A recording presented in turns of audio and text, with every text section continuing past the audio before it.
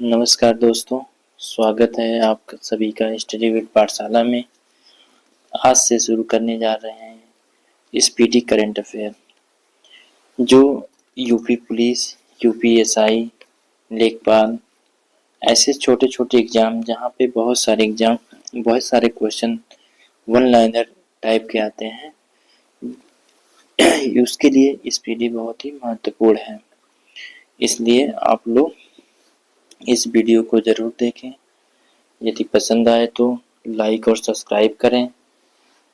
और मैं अपने अनुभव से बताना चाहता हूं कि ये स्पीडी जो as a one day exam के लिए, इससे परफेक्ट कोई बुक नहीं है। हाँ, मार्केट में बहुत सारी बुकें हैं, लेकिन ये हम जो भी चीज़ें आप ढूंढना चाहते हैं अलग अलग जगह पे मिलती है, आपको एक जगह सारी चीज़ें समाहित कर देता है।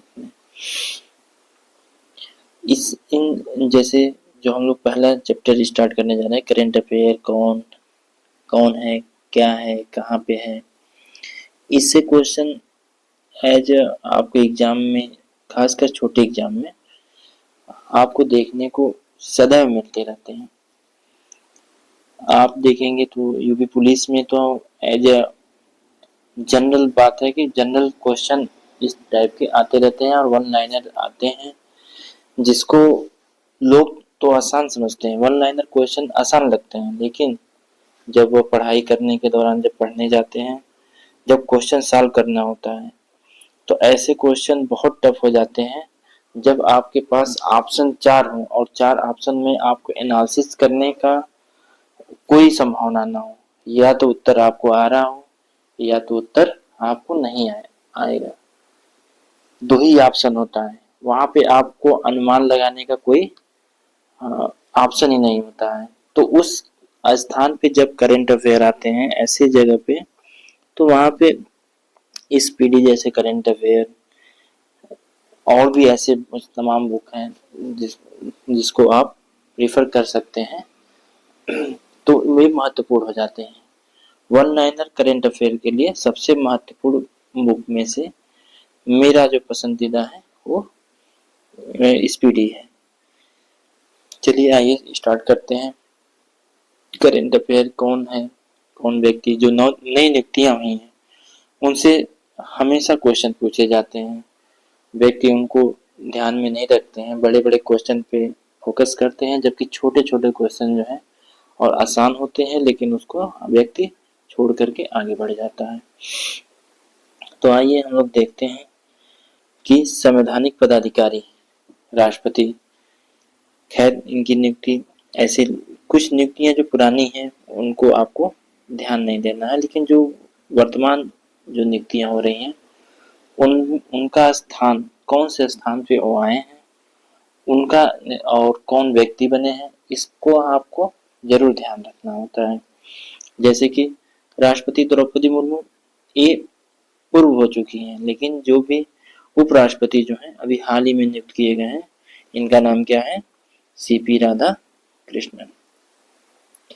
प्रधानमंत्री आप सभी को पता ही है, विश्व को पता है, आप छोटे बालक को भी पता होगा। लेकिन इसमें ध्यान देने वाली बात है कि जो उपराष्ट्रपति बने हैं वो किस नंबर के हैं, 15वें नंबर के हैं। जो हमारे उपराष्ट्रपति सीपी राधाकृष्णन जो है किस नंबर पे हैं, 15 नंबर पे हैं। न्यायिक प्रमुख, अभी हाल ही में आप लोगों ने देखा कि सर्वोच्च न्यायालय के मुख्य न्यायाधीश नियुक्त किए गए हैं, इनका नाम क्या है, सूर्यकांत शर्मा। सूर्यकांत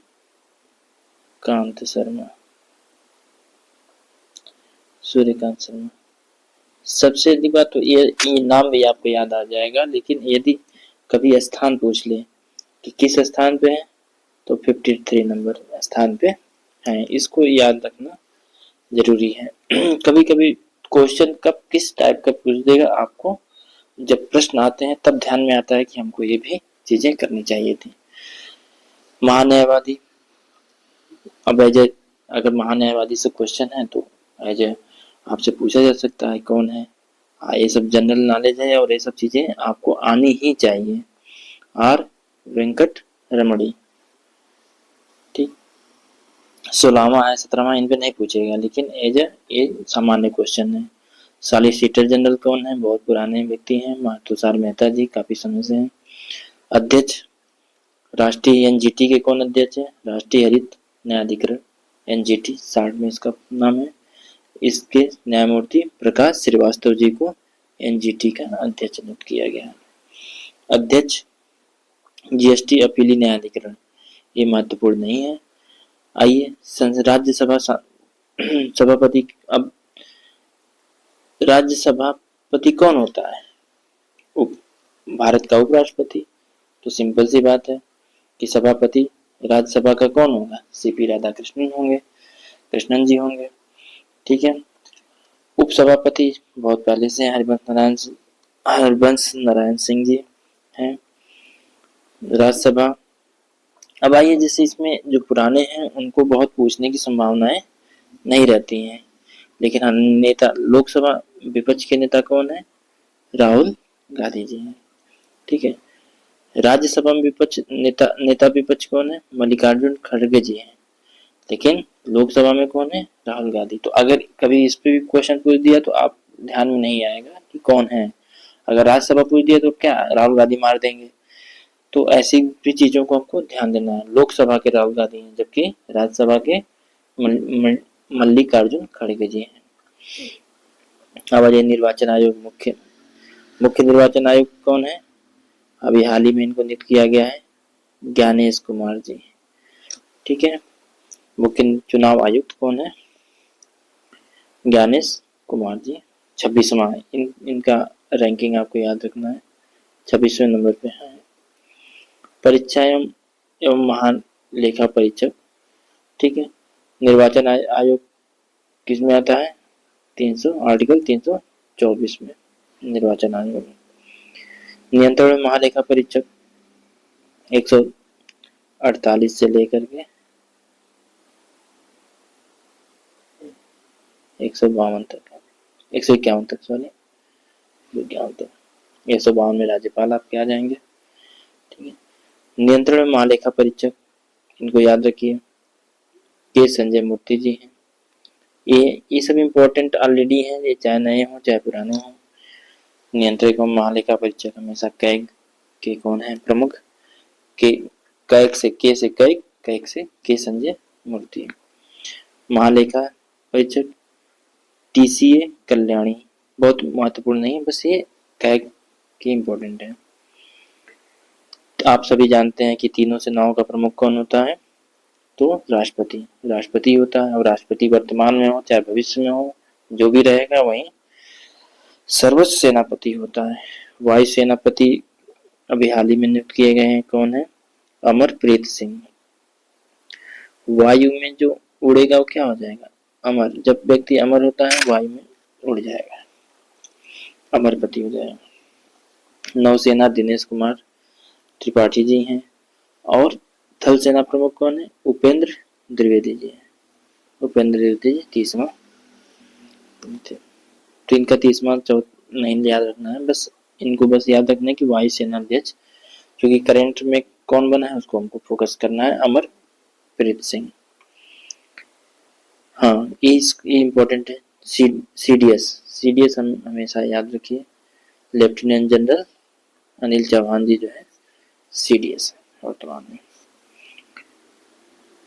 बोले कैबिनेट सचिव वर्तमान कौन है? टीवी सोमनाथन जो है कैबिनेट सचिव है। ठीक। प्रधानमंत्री जी के सलाहकार कौन है? अमित खरे जी और तरुण कपूर जी हैं। इन प्रधान सचिव देख लीजिए, एक तो कैबिनेट सचिव हो गया टीवी सोमनाथन, और प्रधान सचिव प्रधानमंत्री के पीसी मिश्रा, प्रमोद कुमार मिश्रा, और Shaktikanta Das RBI governor general थे। इसके पूर्व उसके बाद जो है इनको प्रधान सचिव नियुक्त कर दिया गया। किसका? प्रधानमंत्री जी का। निजी सचिव प्रधानमंत्री जी कौन है? निधि तिवारी जी हैं, इनको भी ध्यान रखना है। रक्षा विदेश इसमें और कोई नहीं, इसमें जो नया जो नियुक्त हुआ है उसको देखना है। अजय सेठ जी क्या है? वित्त सचिव है। अजय सेठ जी को वित्त सचिव घोषित किया गया है। अब इधर के जो उतना प्रमुख नहीं है, बस आपको राष्ट्रीय सुरक्षा सलाहकार अजीत डोभाल जी, जब से नरेंद्र मोदी जी हैं तब से अजीत डोभाल जी हैं। राजस्व सचिव छोड़ दीजिए, इम्पोर्टेंट नहीं है। मुख्य आर्थिक सलाह इम्पोर्टेंट है। मुख्य आर्थिक सलाहकार कौन है? वी अनंत नागेश्वरन। वी अनंत नागेश्वरन जो है मुख्य आर्थिक सलाहकार है। प्रधान वैज्ञानिक सलाहकार अजय कुमार सूद, इनको भी याद रखना है।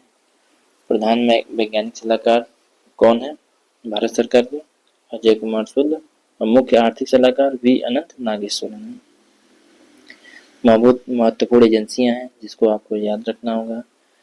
केंद्रीय सतर्कता आयुक्त सीबीसी, सीबीसी के कौन है? प्रवीण कुमार श्रीवास्तव। इनका किस नंबर पे, इनको नहीं याद रखना है, बस याद रखना है कि प्रवीण कुमार श्रीवास्तव जो है सीबीसी के प्रमुख हैं। ठीक है। सतर्कता आयोग छोड़ दीजिए। सीबीआई के कौन है? प्रवीण सूद है। एक अजय कुमार सूद थे जो वैज्ञानिक सलाहकार थे, प्रवीण सूद सीबीआई के। मुख्य सूचना आयुक्त कौन है? हीरालाल, इंपॉर्टेंट है, इसको याद रखिए आप। मुख्य सूचना आयुक्त कौन है? ये एसआई हो या यूपी पुलिस के लिए बच्चे हैं, इनको इन चीजों को बहुत ध्यान रखना है।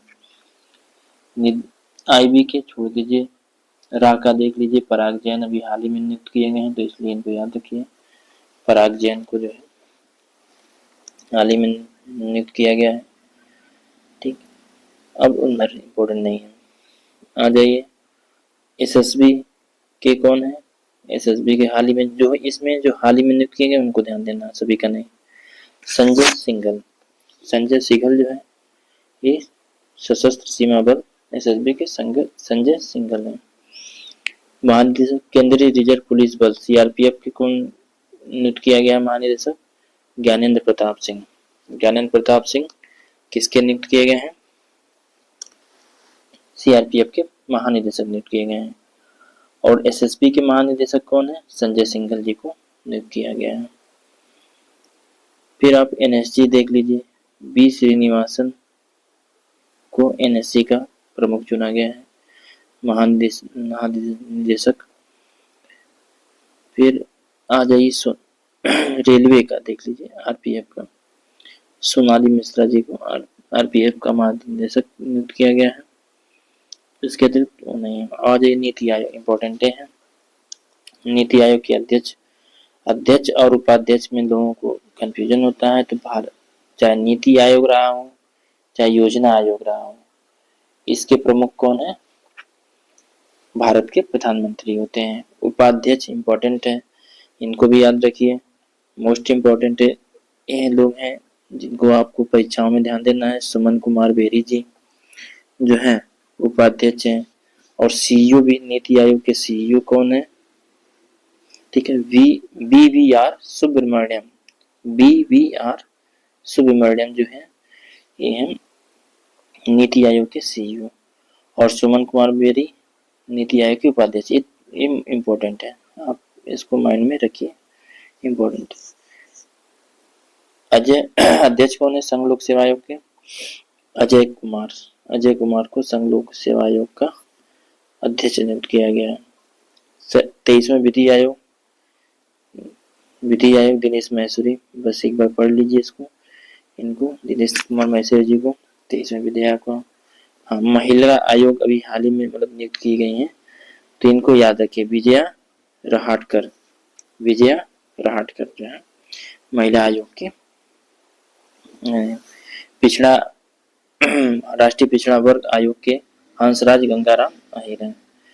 ये जितने आयोग हैं, ये सभी जो आयोग हैं, चाहे यूपीएसआई हो, चाहे यूपी पुलिस हो, या फिर रेलवे के जो भी बच्चे हों, उनके लिए बहुत ही महत्वपूर्ण ये सब क्वेश्चन होते हैं।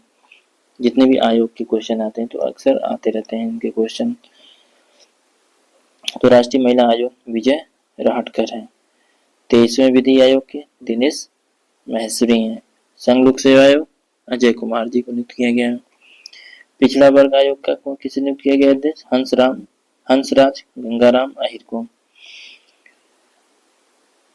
कर्मचारी चयन आयोग यस गोपाल कृष्णन, यस गोपाल कृष्णन। 7वां वेतन छोड़ दीजिए, 8वां वेतन गठन हो गया है तो इसलिए इसको नहीं याद रखना है। लोकपाल अध्यक्ष कौन है? अजय, अजय इंपॉर्टेंट है, ठीक ना, आप लोग इसको, आप देख रहे हैं अजय नाम के बहुत व्यक्ति हैं, इसलिए अपने भाइयों, छोटे भाइयों का नाम भी आप अजय रखिए। अजय नाम के लोग बहुत ही सक्सेस आपको कहीं मिलते हैं। तो आपको अजय देखिए, जैसे कि अजय कुमार हो गए, संघ लोक सेवा आयोग के हो गए, फिर अजय मानिक राव खानविलकर जी हो गए, लोकपाल अध्यक्ष हो गए, ठीक है। अब ये इम्पोर्टेंट है, 16वें और 15वें वित्त आयोग। 16वें वित्त आयोग के अध्यक्ष कौन है? अरविंद पंगड़िया जी हैं। और 15वें के इसके पहले जो थे अब हट गए हैं, इनको हटा दिया गया है। हटा दिया मतलब इन द सेंस कार्यकाल इनका समाप्त हो गया है, एनके सिंह का। और एनके सिंह के हटने के बाद अब जो है 16वें आयोग का अरविंद पंगड़िया जी हैं। तो ये भी महत्वपूर्ण क्वेश्चन है। अध्यक्ष लोकपाल अजय अजय मानिक राव खानविलकर, और अध्यक्ष कर्मचारी चयन आयोग यस गोपाल कृष्णन। वो इम्पोर्टेंट इतना नहीं है जितना कि हंसराज गंगाराम अहिर जी हैं। पिछड़ा वर्ग आयोग, महिला आयोग भी याद रखिए, दिनेश महेश्वरी जी को भी याद रखिए, अजय कुमार जी को भी याद रखिए, सुमन बेरी तो महत्वपूर्ण है। और मोस्ट इम्पोर्टेंट सीईओ पूछता है, नीति आयोग के सीईओ। उपाध्यक्ष भी तो याद रहता है लेकिन सीईओ ध्यान नहीं रहता है, ठीक है। तो इसका इनको याद रखिए, BVR सुब्रमण्यम, BVR सुब्रमण्यम। आइए आगे देखते हैं कुछ महत्वपूर्ण है इम्पोर्टेंट। भारतीय प्रतिस्पर्धा आयोग, ठीक है। भारतीय प्रतिस्पर्धा आयोग के अध्यक्ष कौन है? रमणीत कौर ये है। अनुसूचित राष्ट्रीय अनुसूचित जनजाति आयोग के अध्यक्ष कौन है? अंतर सिंह आर्य, अंतर सिंह आर्य को नियुक्त किया गया, अभी हाल ही में नियुक्त किया गया इनको। अनुसूचित जाति, अनुसूचित जनजाति के, अनुसूचित जाति के कौन है? किशोर मकवाना।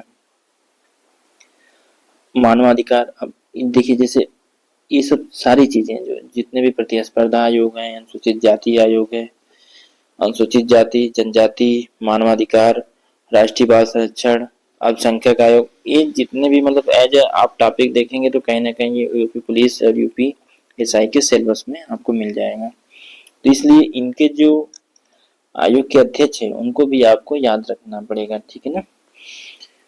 अध्यक्ष राष्ट्रीय अनुसूचित जाति किशोर मकवाना, अध्यक्ष मानवाधिकार आयोग के अध्यक्ष B राम सुब्रमण्यम।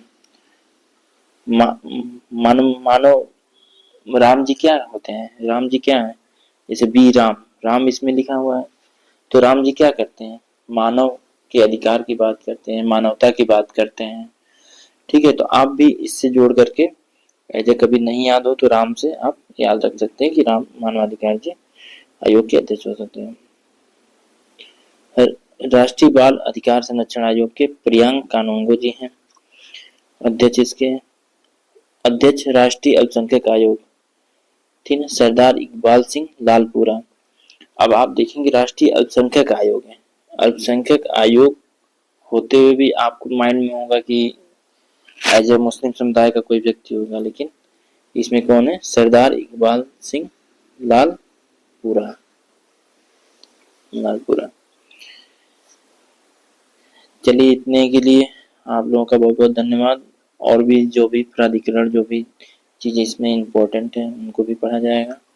ऐसे ही यहाँ से शुरुआत हो चुकी है और आगे भी आप लोग, अब इसको मैं कंटिन्यू करूँगा। और यूपी पुलिस, UPSI, लेखपाल और NTPC के भी जो एग्ज़ाम होने वाले हैं, रेलवे के भी जो एग्ज़ाम होने वाले हैं, बिहार में भी जो एग्ज़ाम होने वाले हैं, AEDO के भी जो एग्ज़ाम हैं, इन सब में इनके क्वेश्चन बहुत ही महत्वपूर्ण होते हैं, क्योंकि इनके क्वेश्चन ही इम्पोर्टेंट वन लाइनर टाइप के होते हैं और आते भी हैं इसी टाइप के और इम्पोर्टेंट भी हैं। तो इसलिए इनको पढ़ना आपको अति आवश्यक है। बहुत बहुत धन्यवाद।